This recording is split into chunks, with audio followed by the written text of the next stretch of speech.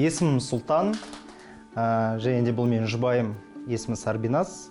Өзіміздің 3 жасар ұлымызды тәрбиелеп жатырмыз.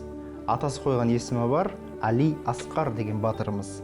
Жас семья болсақ та, барынша осы заманауи және де өзіміздің дәстүрімізді ұмытпай, бала шағамызды тәрбиелеп жатырмыз. Абайла. Саламатсыздар ма? Осы бассейнге келгенімізге жарты жыл болды. Қазіргі басты мақсатымыз 5 жасқа дейін өзінің денесін қатайту. Негізі спортқа баулуға ең бастысы. Сосын 5 жастан кейін Алла қаласа уже ол кезде футболды да көрсетеміз, тағы басқа атлетика, тағы басқасын көрсетеміз. Өзіне ұнағанын көріп, сосын мықты жағын қадайтамыз, дамытамыз иншалла. Кеткі Али Асқар барып киінеміз. Апайға сәлеметсіз бе? Негізі бассейнге апару деген шешім осы массажистарға барғаннан басталды. Бір апардық, бір күннен бастап өзіне ұнады. Содан кейін өзі сұрай бастады, бассейнге барам деп. Кеттік, ағаймен амандасамыз. Намыста? Кеттік.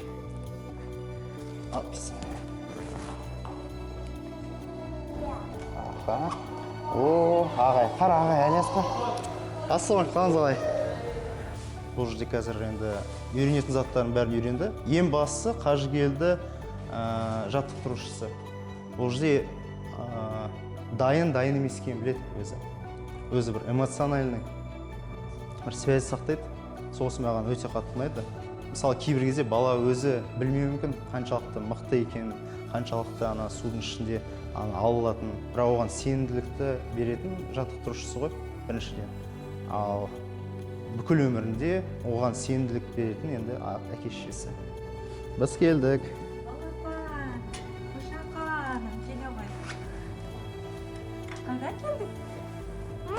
Қайдан келдің? Бүгін судың астынан 2 шарик, 3 шарикті алды. Ағайдың айтқанды істедің ба? Негізі жас семья болғандықтан кейін 3 жыл болды біз тұрмыс құрғанымызға.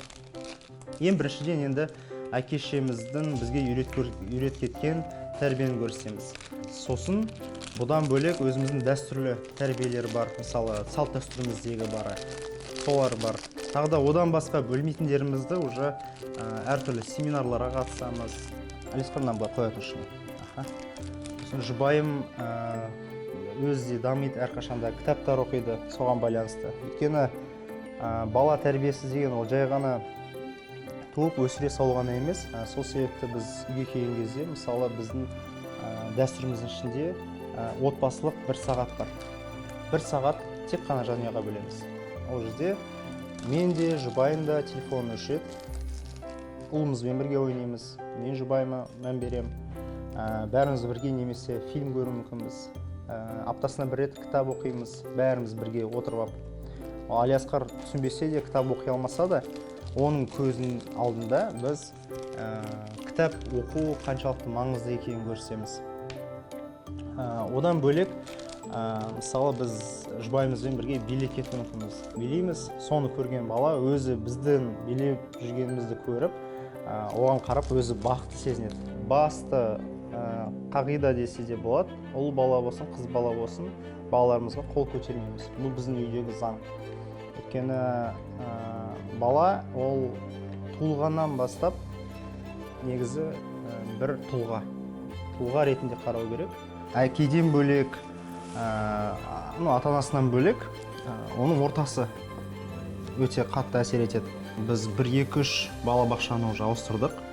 Бас себептерінің бірі, бала мысалы өтірік айта алмайды. Оған ұнамаса, ол ұнамайды деп айтады. Айта алмаса, ісімен, жүзімен, іс-әрекеттермен көрсетіп жібереді. Мысалы, бұның алдындағы балабақшаларға барып жүрген кезде, оған баруға асықпайтын.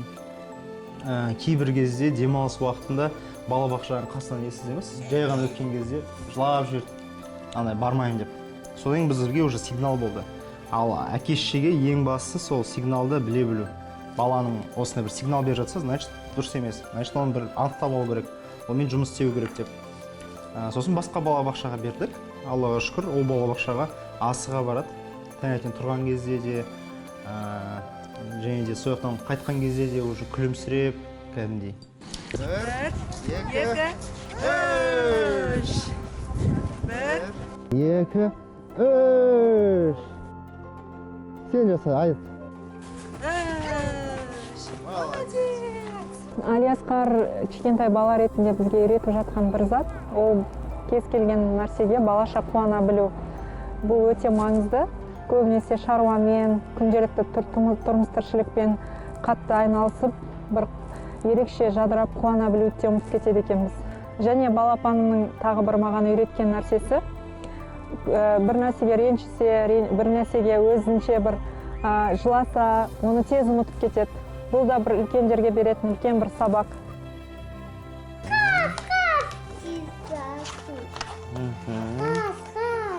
Шат. Нан бояймыз ба? Боимыз. Нан ұста, бір қолмен, былай. Это самолет? Аха. Негізі бүкіл үйдің сәнін былай айтқан кезде қуанышы осы баланың күлкісінде екен, баланың базарында екен. Негізі үш факторлар бар. Біріншісі ол өзін тәрбиелеуі. Ол ортада жүріп, кітап оқып, тағы басқасымен. Екіншіден ол әке-шешесінің тәрбиесі бар біздің. Және де үшіншіден ол апа-атасының тәрбиесі. Сол себепті біз мүмкіндігімізше апа-атасының қасында қалдырамыз. Қазақ дәстүрі деген өзі бұл жай ғана сөз емес. Қазақ дәстүрі деген біздің ата-бабамыз бұрыннан бері фильтрдан өткізіп, ең тиімдісін, ең керегін бізге қалдырғаны. Және де ол қалдырғаны жай ғана емес. Оның да бір өзінің бір несі бар. Ішкі былай айтқан кезде берер заты бар да. Текті білу деген ол өте маңызды зат. Біз өзімізде осындай жеті атамыз бар деп босқа мақтанбаймыз ғой. Сол себепті мен ұлыма да жеті атасын айтқызамын міндетті түрде. Өйткені ол тегін білетін болса, ертең өзі жігерленеді, рухтандырады өз-өзін. Өйткені шыққан тегін білетін болады да, иншалла. Сол өте маңызды. Қарасы жоқ екен, Алиаскар? Аха. Давай, қайсысын, нан ашамыз ба? Нан ашамыз. Нан ашу үшін жеті атаны айту керек екен. Екеу ашамыз. Екеуін ашу үшін жеті атаны айту керек екен. Тоқтамызды айтшы. Тоқтамыз сейчас. Кейін самсады осы. Алиаскар.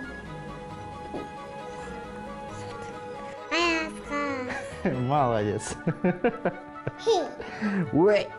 Алиаскар қара. Алиаскар, мына сарыны көрейік ал. Не істеп жатсыздар? Мен де сіздерге қосылсам бола ма? Қосылса болады. Алиаскар, бірге сурет салайыншы сенімен. Жарайсың, қара, кел. Қалай сурет салайын? На, абайланыз. Жарайды. Енді Бізде бұның алдындағы түсініктер әкенің түсінігі.